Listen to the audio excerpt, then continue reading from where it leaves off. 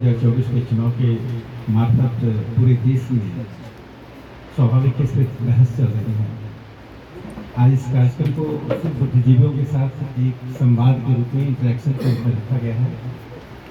राजीव चंद्रशेखर जी देश में एक विख्यात नाम है। 3 चीज़ों का संयोग होना एक बहुत दुर्लभ चीज होता है, that is rarest thing. His vital intervention in the field of media, particularly regional media in Kerala. And what I was speaking to him, कि भारतीय जनता पार्टी के एक फ्रंट लाइन लीडर होने के बावजूद भी he maintained the impartiality and independence of media in Kerala. That is his TRP in Kerala. All political parties praise him for strengthening the very basic foundation of democracy. मंत्री होना और कई बार राज्यसभा के सांसद होने के अलावा his intellectual contribution in the parliament is very remarkable. As a मंत्री जब हम सीनेट और हाउस ऑफ लॉर्ड्स में सुनते थे, जो हम टीवी देखते हैं, हमें लगता है कि कैसी तैयारी होती है। इंडियन डेमोक्रेसी में कुछ न्यूनताएं रही हैं जिसके कारण हमारा पार्लियामेंट उस स्तर तक नहीं जा पाया। लेकिन राजीव चंद्रशेखर जी उन लोगों में से हैं जिन्होंने डेमोक्रेसी का जो एक पैरामीटर है उसको inside and outside the parliament set किया। इसके इनके इंटेलेक्चुअल कंट्रीब्यूशन के कारण ही हैज बीन इंडस्ट्रियलिस्ट। उद्योगपति होना, मीडिया में इंटरवेंशन करना और पॉलिटिक्स में होते हुए एक बौद्धिक योगदान देना, लेकिन इनकी बौद्धिकता इन सब के ऊपर होने के कारण आज इंडियन डेमोक्रेसी में जो एक कंट्रीब्यूशन है वो बहुत ही महत्वपूर्ण इनका कंट्रीब्यूशन है। हमारे बीच तारिक साहब हैं। तारिक मंसूर जी उन बुद्धिजीवियों में हैं, उन इंटेलेक्चुअल्स में हैं जिन्होंने इस देश में सेकुलरिज्म के डिस्कोर्स को बदलने में एक बहुत ही महत्वपूर्ण रोल प्ले किया है।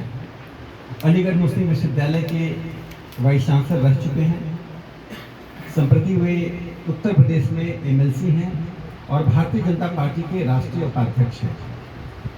तारिक साहब ने एएमयू में और एएमयू के बाहर इंटेलेक्चुअल डिस्कोर्स में जो एक बाइनरी हिंदू मुस्लिम बना है, जो बाइनरी एक समय पार्टीशन के लिए जिम्मेदार था, जो बाइनरी अभी इंडियन डेमोक्रेसी में पोलराइजेशन के लिए रिस्पॉन्सिबल है, उस बाइनरी को कैसे टूटे, कैसे वो ग्रे एरिया समाप्त हो, इसके लिए इनका बहुत बड़ा कॉन्ट्रीब्यूशन रहा है।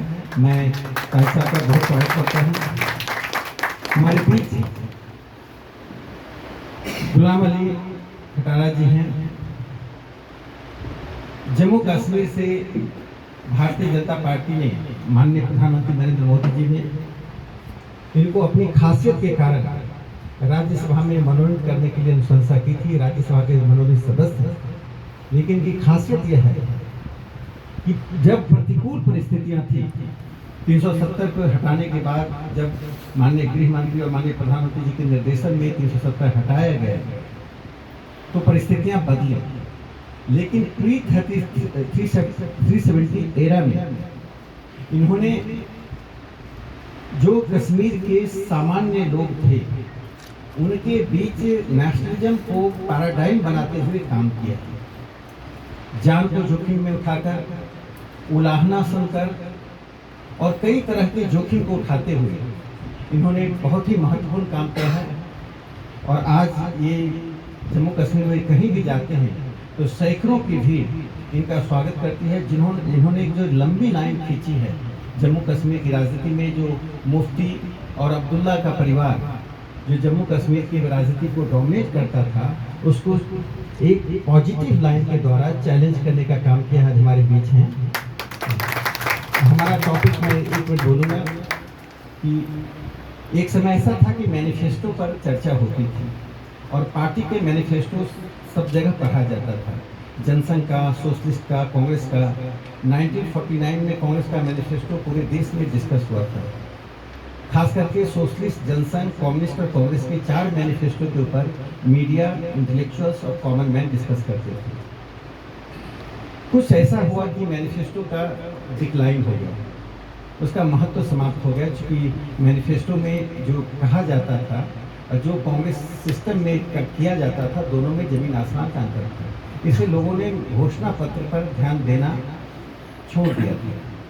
भारतीय जनता पार्टी ने 2014 से माननीय प्रधानमंत्री नरेंद्र मोदी जी के नेतृत्व में जो सांस्कृतिक, सामाजिक, आर्थिक, राजनीतिक पक्ष को रखा था, ये कोशिश हुई कि 5 साल में 100% तक हम पहुंचे। इसलिए आज मैनिफेस्टो का महत्व बढ़ा है और मैनिफेस्टो पर चारों ओर डिस्कशन हो रहा है। तो ये resurrection of the importance of manifesto in the Narendra Modi era in new India is important contribution of Bharatiya Janata party Indian politics.